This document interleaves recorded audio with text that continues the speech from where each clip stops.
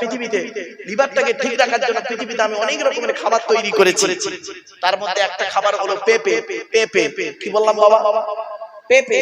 যারা ডাক্তার ভাইরা আছেন তারা খুব ভালো জানেন, যাদের লিভারের প্রবলেম দেখবেন তাদেরকে বেশি পেঁপে খেতে বলেন। কেন? আল্লাহ পেঁপে ওই খাবারটার মধ্যে এমন একটা নিয়ামত দিয়েছে, ও লিভারটাকে ঠিক রাখে। আপনি কোথায় আছেন? এই কোরআন হাদিস থেকে বেরোবেন, আপনি তো বের করতে পারলেন না।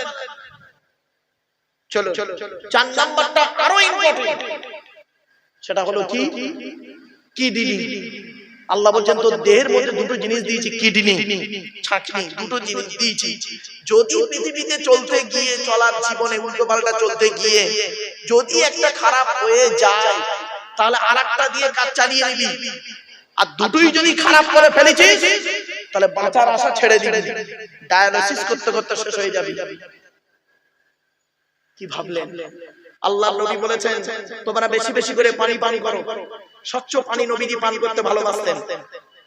নবীজি স্বচ্ছ পানি পান করতে বেশি ভালোবাসতেন। নবীর প্রিয় খাবারগুলো কি?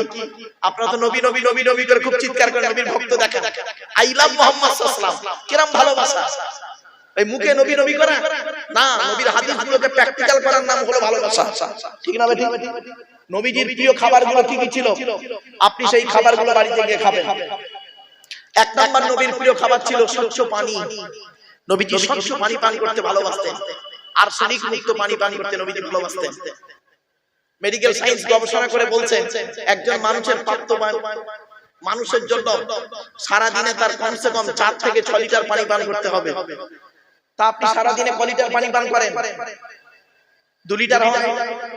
সারা দিনে 3 গ্লাস পানি পান করেন।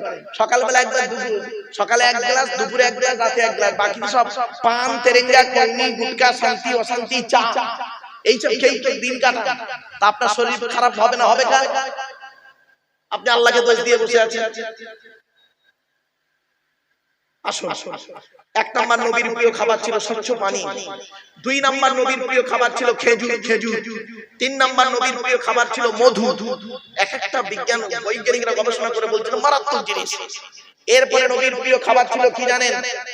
ফলের মধ্যে নবীজি সিজনের ফলগুলো খেতে ভালোবাসতেন। সিজনের ফল, তার মধ্যে 2টো ফল বেশি খেতেন। একটা হলো রুম্মান, মানে আনার বেদানা। এই খাবারটা, এই ফলটা নবী খেতে ভালোবাসতেন। আরেকটা হলো কি জানেন? বাতিকুল আহমার, তরমুজ, লাল তরমুজ খেতে নবী ভালোবাসতেন। আর বৈজ্ঞানিকরা গবেষণা করে দেখছে এই রোজারা রাখে তাদের তরমুজ কত উপকার। কোথায় আছেন আপনি? এরপরে নবীজি গোশত খেতে, গোশত বা মাংস খেতে ভালোবাসতেন। গোশত বা মাংস বলেছি বলে আমার কিছু মুরব্বি আছে ভুলভাল বোঝে, তারা আবার ফতোয়া মারে, মূর্খ তো। ওই মাংস বলেছি দেখি একজন, আপনি মওলানা সাহেব লোক মাংস বললেন কেন, গোশত বলতে পারলেন না? আর যে সভাপতি ছিল সে আমার ছাত্র, বলে স্যার মূর্খ লোক, বাদ দেন। আরে গোশতটা হলো ফার্সি ভাষা, গোশত আরবি নয়। গোশত শব্দটা আরবি নয় বাবা, ওটা ফার্সি শব্দ। গোশত আরবিতে বলে লাহাম, ইংরেজিতে বলে মিট, বাংলায় বলে মাংস। তা বাংলায় ওয়াজ করছে, তা মাংস বললে ক্ষতি কি?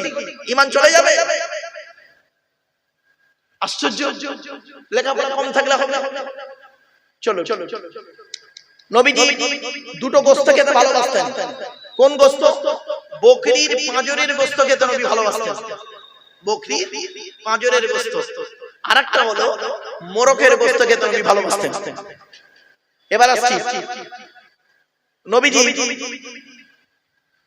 পানিতে, এই অনেকদিন পানি না হয়ে যে পানিটা হয়, প্রথম পানি, বৃষ্টির পানি হয় তো, ওই পানিতে ভিজতে নবীজি ভালোবাসতেন, মাঝে মাঝে ভিজতেন। ভাবতে পেরেছেন? নবীজির প্রিয় খাবার ছিল দুধ। নবীজির প্রিয় খাবার ছিল রায়তা। রায়তা বোঝেন? রায়তা যারা খায়, হোটেলে খায় রায়তা, কিরকম হয়? টক দই আর ওই কিছু ফল কুচিয়ে টক দই দিয়ে যেটা তোর ওইটা খেতে নবী ভালোবাসতেন। এত প্রোটিন খাবার নবীজি খেতে ভালোবাসতেন। আর আপনি সেই খাবারগুলো খান কোনোদিন ভাবেননি। চলো, সবজির মধ্যে 2টো সবজি খেতে নবী ভালোবাসতেন। 2টো সবজি। একটা সবজি আপনারা সকলে জানেন, কদু, লাউ। এটা সকলে জানেন। আরেকটা সবজি শুনুন, কচি শসা। কি বললাম বাবা?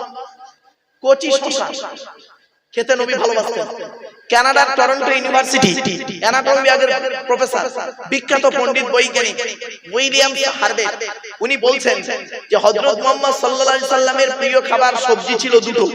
এক নাম্বার ছিল লাউ বা কদু, আর দুই নাম্বার হলো কচি শশা। কেন? তো শশাকে নিয়ে উনি গবেষণা করতে গিয়ে বললেন লাস্টে যে শশা এমন একটা খাবার যে খাবারটা খেলে ব্রেন ঠিক থাকে, সুগার ঠিক থাকে, প্রেসার ঠিক থাকে, হার্ট ঠিক থাকে, পেট পরিষ্কার হয়, লিভার ঠিক থাকে, রক্তের উপকার হয়। শশা নিজে হজম হতে পারুক আর না পারুক, অপরকে হজম করে মাল বের করে দেয়। এমনকি দেহের মধ্যে পানির প্রবলেম হলে শশা খেলে পানির কাজটা শশা করে দেয়। ১৫০০ বছর আগে নবী খেলেন, আর সেই খাবারটা কিনা আজকের গবেষণা করলেন অমুসলিমরা, গবেষণা করে ইসলামের কালেমা পড়ে মুসলমান হয়ে গেলেন। আর আপনি কোথায় আছেন? কথাগুলো বাবা একটু ভাবুন। চলো এরপরে আসছি। আল্লাহ বলছেন তো দেহের মধ্যে আমি ৯টা ছিদ্র দিয়েছি। আমাদের দেহের মধ্যে ৯টা ছিদ্র আছে।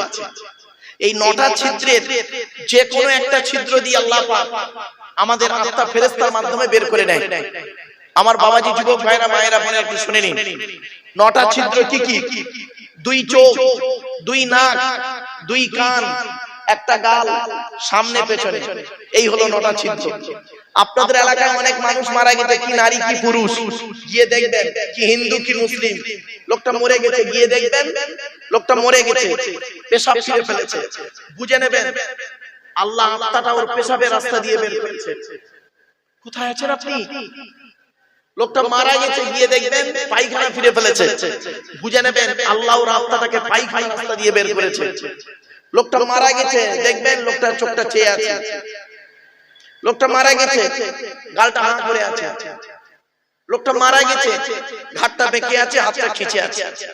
আবার দেখবেন লোকটা মারা গেছে, দেখলে মনে হবে লোকটা ঘুমিয়ে আছে। কিভাবে মরতে চান?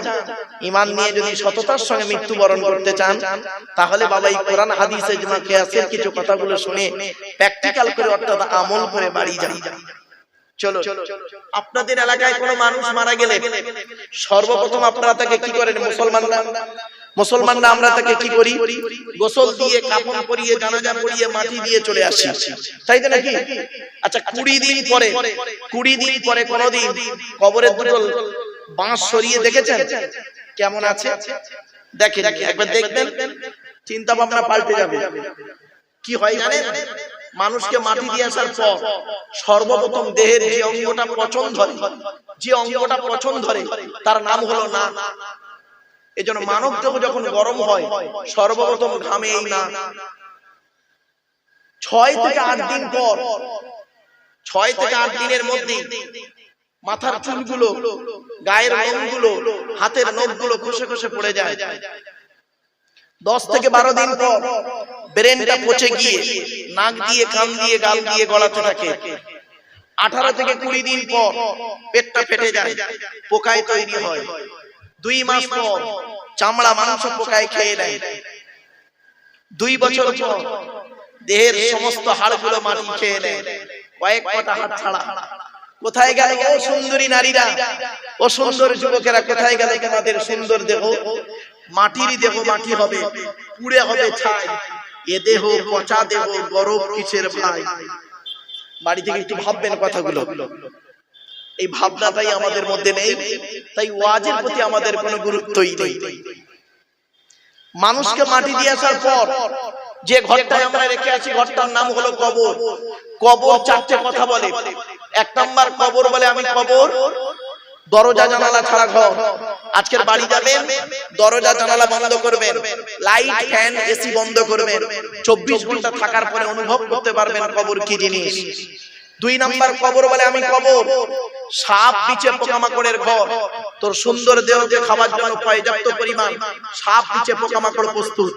অতএব এমন দেহ পৃথিবীতে করে আয় যে দেহ মাটি খেতে পারবে না। কয়েক কটা দেহ মাটি খেতে পারে না, টাটকা থাকে, পচে না, বাপেরা। ওই দেহগুলোর মধ্যে আমাদের একটা দেহ হয় কিনা একটু দেখি চলুন। 1 নাম্বার নবীদের দেহ মোবারক মাটি খেতে পারে না, টাটকা থাকে। 2 নাম্বার শহীদদের দেহ মোবারক মাটি খেতে পারে না, টাটকা থাকে। এখন শহীদের অনেকগুলো ভাগ আছে, শিখে যান, একটু জেনে যান। যখন এনে যখন ফেলেছেন অজান্তে, দয়া করে একটু শিখে যান, একটু জেনে যান প্লিজ। শহীদের অনেকগুলো ভাগ আছে। আল্লাহ রাস্তায় নিজের জীবনকে বিলিয়ে দিলে সেটা হলো শহীদ, ঠিক আছে? এছাড়া আরো শহীদি মৃত্যু আছে। কি কি শুনে নিন। পানিতে ডুবে যদি কেউ মারা যায়, পানিতে ডুবে যদি কেউ মারা যায়, শহীদি মরণ। সুবহানাল্লাহ বলা গেল না? তবে কেউ আত্মহত্যা করলে হারাম।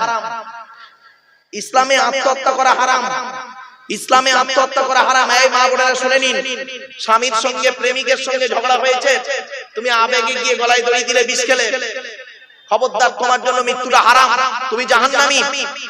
ইসলামে আত্মহত্যা করা হারাম, এটা মাথায় রাখবেন। শহীদি মরণ, এই পানিতে ডুবে মরলে শহীদি মরণ। এ প্রসঙ্গে একটা হাদিস আপনাদেরকে পেশ করছি। আল্লাহর নবী আল্লাহর কাছে তিনটে দোয়া চেয়েছিলেন। কটা বাবা? তিনটে দোয়া চেয়েছিলেন। দুটো দোয়া কবুল হয়েছে, একটা কবুল হয়নি। কি কি? এক নাম্বার, মুহাম্মদ সাল্লাল্লাহু আলাইহি ওয়াসাল্লাম বলেছিলেন, ওগো আল্লাহ, আমার উম্মতদেরকে আপনি কোনদিন না খাইয়ে মারবেন না, না খাইয়ে মারবেন না, ক্ষুধা দিয়ে মারবেন না। আল্লাহ বললেন, নবী, আমি এই দোয়া কবুল করে নিলাম। আমি তোমার উম্মতদেরকে, যারা আমাকে 100% বিশ্বাস করবে আর তোমার কথা মতো যারা চলবে পৃথিবীতে, আমার কোরআন মোতাবেক যারা পৃথিবীতে চলবে, আমি তাদেরকে না খাইয়ে মারবো না, ঠিক খাওয়াবো। যেখানেই থাকবে আমি আল্লাহ যে কোনো ওসিলায় তার কাছে খাবার পৌঁছে দেবো। এক নাম্বার। দুই নাম্বার, নবী বললেন, দুই নাম্বার দোয়া কি চেয়েছিলেন? ওগো আল্লাহ, ওগো দয়াময়, আমার উম্মতদেরকে আপনি ওই ফেরাউনের দলবলকে যেমন পানিতে ডুবিয়ে মেরেছেন, ওইভাবে আমার উম্মতদেরকে যেন পানিতে ডুবিয়ে মারবেন না, আমার উম্মতদেরকে আপনি পানিতে ডুবিয়ে মারবেন না। তখন নবীজি এই দোয়া যখন করলেন, আল্লাহ এই দোয়া কবুল করে নিলেন। আল্লাহ বললেন, নবী, তোমার উম্মতদেরকে আমি কোনোদিন পানিতে ডুবিয়ে মারবো না। যদি কেউ কোনো কারণে পানিতে ডুবে মরে, যদি কেউ কোনো কারণে পানিতে ডুবে মরে, আপনার কি বলবো, ওই জাহাজ ডুবে বলুন বা ট্রলার ডুবে বলুন, নৌকা ডুবে, যদি পানিতে কেউ ডুবে মরে যায়, আমি আল্লাহ তাকে শহীদের মর্যাদা দিয়ে দিলাম। এরপরে আসছি, আগুনে পুড়ে যদি কেউ মারা যায়, আগুনে পুড়ে মারা গেলে শহীদি মরণ, তবে আত্মহত্যা করলে হারাম। আবার দেখুন, অজানা রোগে যদি কেউ মারা যায়, অজানা রোগ, অজানা রোগে যদি কেউ মারা যায়, শহীদি মরণ।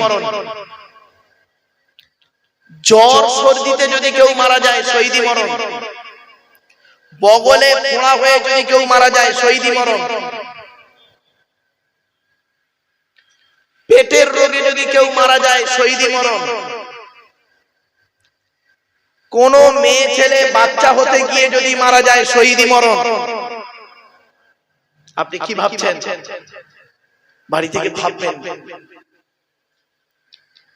এরপরে আসছি, দিয়াল চাপা পড়ে যদি কেউ মারা যায়, দিয়াল চাপা পড়ে যদি কেউ মারা যায়, শহীদি মরণ। তো এক নাম্বার হলো, নবীদের দেহ মোবারক মাটি খেতে পারে না, টাটকা থাকে। দুই নাম্বার হলো, শহীদানদের দেহ মোবারক মাটি খেতে পারে না, টাটকা থাকে। তিন নাম্বার হলো, মোকাম্মাল কোরআনী হাফেজের দেহ, মোকাম্মাল কোরআনী হাফেজের দেহ মাটি খেতে পারে না, টাটকা থাকে। এজন্য আপনাদেরকে করজোড়ে বলে যাচ্ছি, বাপ আমার মা বোনরা শুনে নিন, পেট থেকে যদি আল্লাহ একটা সন্তান দেয়, ওই একটা সন্তানকে অন্তত কোরআনে হাফেজ করাবে, কোরআনে হাফেজ করাবেন। হাফেজের মর্যাদা এত বেশি আপনারা জানেন না। বাপেরা শুনে রেখে দিন, কোন হাফেজ সাহেব যদি মারা যায়, কিয়ামতের মাঠে ওই হাফেজ সাহেবের বাপ আর মায়ের মাথায় আল্লাহ নূরের টুপি পরাবে।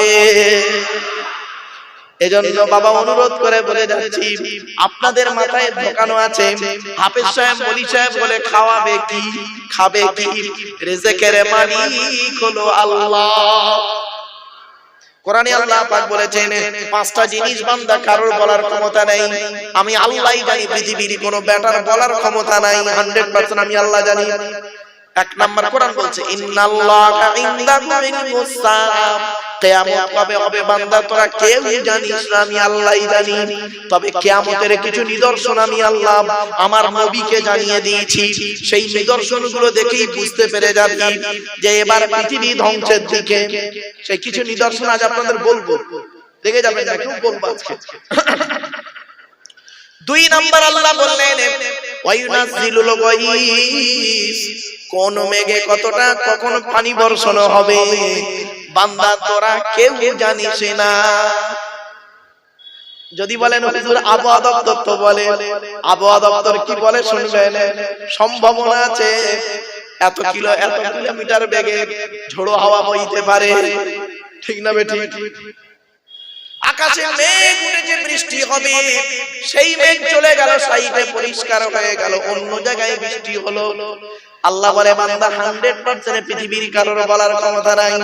তিন নাম্বার হলো ওয়ায়ালামু মা ফিল আরহাম, মায়ের পেটে কি আছে, চোর হবে না ডাকাত হবে, আলেম হবে না হাফেজ হবে, কারোর বলার কোনো ক্ষমতাই নেই। এখানে অনেকে মনে মনে ভাবছেন নবীর ছেলে নবী হবে, খবরদার নয়, ভাববেন না নবীর ছেলে নবী হবে না হবে এমন কোনো গ্যারান্টি নেই। পীরের ছেলে পীর হবে এমন কোনো গ্যারান্টি নেই। ডাক্তারের ছেলে ডাক্তারি হবে এমন কোনো গ্যারান্টি নেই, ঠিক না বেটি?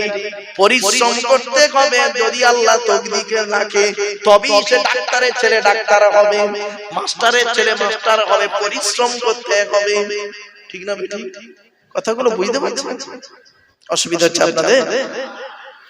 এরপরে 4 নাম্বার হলো ওয়ামা তাদরি নাফসুম মাযা তাকসিবু গাদা, আগামী কাল বান্দা কি খাবার খাবে, কত টাকা উপার্জন করবে, কোথায় খাবে এ বলার ক্ষমতা কারণ নাই, আমি আল্লাহই জানি তুমি কোথায় খাবে আগামী কাল।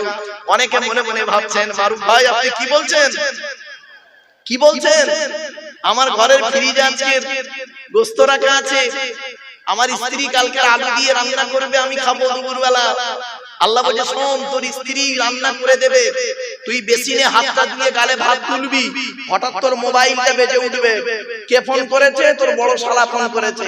ফোনটা রিসিভ করবি, ওদিক দিয়ে তোর বড় শালা বলবে দুলা ভাই আব্বা মরে গেছে। খাওয়া শেষ, দেগঙ্গায় চায়ের দোকানে বসে ঘুগনি আর রুটি খাচ্ছে বেলা 2টার সময়। খাবার কথা কি ছিল?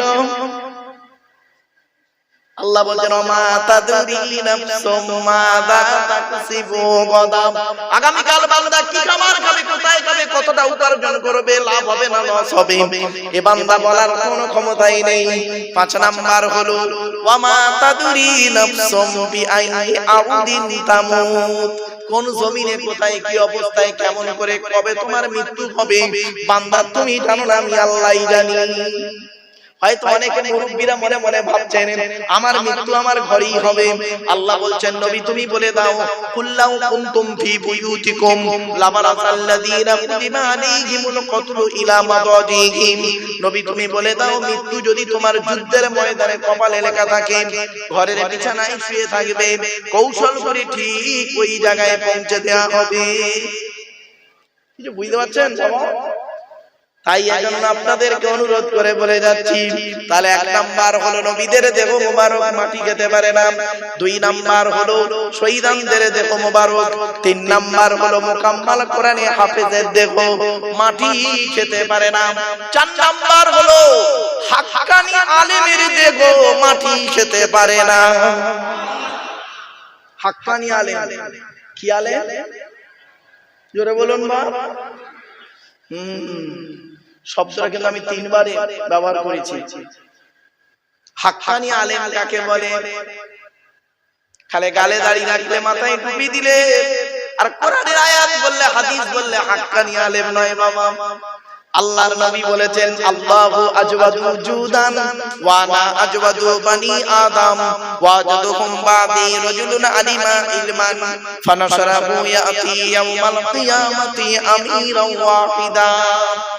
আল্লাহর নবী বলেন আল্লাহ হলেন সবথেকে বড় দাতা, আল্লাহর পরে বড় দাতা হলাম আমি মুহাম্মদ সাল্লাল্লাহু আলাইহি সাল্লাম। আমার পরে বড় দানশীল ব্যক্তি কে জানো? পৃথিবীর ওই আলেম, ওই জ্ঞানী লোকটা যিনি জ্ঞান অর্জন করেছেন, জ্ঞান মোতাবেক নিজে চলেছেন, সমাজের মানুষকে বলেছেন, তার জ্ঞান থেকে মানুষ উপকৃত হতে পেরেছে। ওই শ্রেণীর জ্ঞানী লোকেদেরকে কিয়ামতের মাঠে আল্লাহ এক একটা দলের আমির নেতা করে তুলবে। এক নাম্বার জ্ঞান অর্জন করতে হবে, জ্ঞান মোতাবেক আগে নিজে চলতে হবে, তারপর লোককে বলতে হবে। শুধু বললে হবে না, লোক যেন এই শোনা থেকে উপকৃত হতে পারে। এমন ওয়াজ করা চলবে না বাবা, আজ আমি ওয়াজ করে চলে যাব, কালকে আপনারা মারামারি লেগে যাবেন, আর আপনারা যদি জাহান্নামে যান সর্বপ্রথম আমাকেই দেখতে পাবেন। আল্লাহ বলে তোর বক্তব্যের মাধ্যমেই এরা সাধারণ মানুষ মারামারি করে মরে যাবে, তুই আগে জাহান্নামে। কোথা আছেন? এজন্যই বলেছিলাম বাবা, 1 ঘন্টা লেকচার দিতে গেলে 3 ঘন্টা বই পড়তে হবে। মাইকের সামনে এসে কিছু বলার নাম বক্তা নয়। চলুন এগিয়ে যাই একটু একটু করে। এবার আসছি হাক্কানি আলেম। আল্লাহ রাসূল বলেছেন কুন আলিমান, হাক্কানি আলেম হও। হাক্কানি আলেম যদি হতে না পারো, আও মুতাআল্লিমান, হাক্কানি আলেমের ছাত্র হও, তাও যদি সুযোগ না পাও, আও মুস্তামিয়ান, হাক্কানি আলেমরা যেটা বলে মনোযোগ সহকারে শ্রবণ করো, আমল করো, তাও যদি সুযোগ না পাও, আও মুহিব্বান, হাক্কানি আলেমদের যে অন্তর দিয়ে ভালোবাসো, ওয়ালা তাকুন খামিসান ফাতুহলিকু, 5 নাম্বারটা হতে যাও না, তাহলে ক্ষতিগ্রস্ত হয়ে যাবে। এই জন্য আমি ওয়াজের শুরুতেই কথাটা বলতাম, কিন্তু তখনও বলিনি, কারণ মানুষ অ্যাটেনশন হতে একটু দেরি হয়ে গেল। চলো, আপনারা দয়া করে যখন জলসা দেবেন, আমি আপনাদের দুটো হাত জোড় করে অনুরোধ করছি, আপনাদের অনুরোধ করছি, বাবা জলসা যখন দেবেন 3টে জিনিসকে ঠিক রাখবেন। 71 বছরের জলসা, আল্লাহর ওলির নামে জলসা দিচ্ছেন, আল্লাহর ওলির রুহানি আত্মাটা নিশ্চয়ই খবর পাচ্ছে, আল্লাহ তাকে জানাচ্ছেন রুহানি আত্মাকে। আমারে ভুল বুঝবেন না, 3টে জিনিসকে ঠিক রাখবেন। 1 নাম্বার হলো বক্তা, 2 নাম্বার হলো কমিটি, 3 নাম্বার হলো শ্রোতা। বক্তার কি দেখবেন? বক্তার দুটো জিনিস দেখবেন।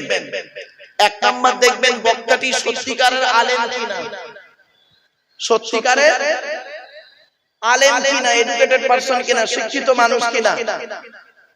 শুধু বক্তাটার ডিগ্রি থাকলে হবে না, বক্তাটার আমল আছে কিনা দেখবেন। বক্তা নিজে 5 ওয়াক্ত নামাজ পড়ে কিনা, বক্তাটি রমজান মাসে রোজা রাখে কিনা, বক্তাটি ওর বাম্মার ভাত দেয় কিনা, বক্তাটি ওর ভাই বোনের ফারাইজে অংশ দিয়েছে কিনা, বক্তাটি ওর প্রতিবেশীর সঙ্গে ভালো আচরণ করে কিনা, বক্তাটি ওর ছেলে মেয়ের দায়িত্ব পালন করে কিনা, বক্তাটি ওর স্ত্রীর হক আদায় করে কিনা, বক্তাটি চরিত্রটা ঠিক আছে কিনা। আমি বলিনি, আমারে ভুল বুঝবেন না বাবা,